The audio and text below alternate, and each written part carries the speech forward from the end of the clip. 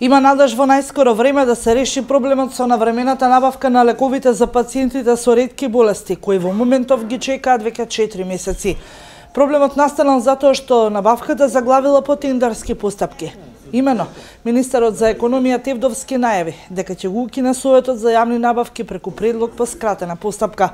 Укинувањето, како што беше посочено, е причина што неговото воспоставување на јавните набавки станале покомплицирани и дека се одвивало во подолг рок. Поддршката за реформите беа изразени од Европската унија и од невладиниот сектор.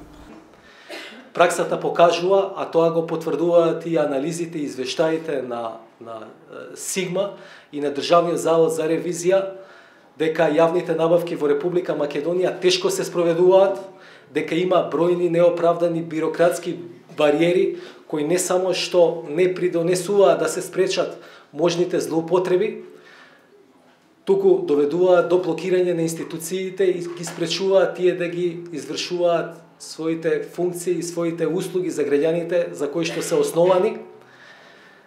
Например, болниците често остануваат без средства за работа, општините остануваат без песок и сол за фрлање на патиштата во зима, кога е најпотребно, училиштата остануваат без грејење, практично нема област каде што не се детектирани проблеми. Се очекува Советот да престане да функционира од декември годинава. Со оваа одлука ќе се реши проблемот. Не само со набавката на лековите на лицата со ретки болести, туку и на во други полиња.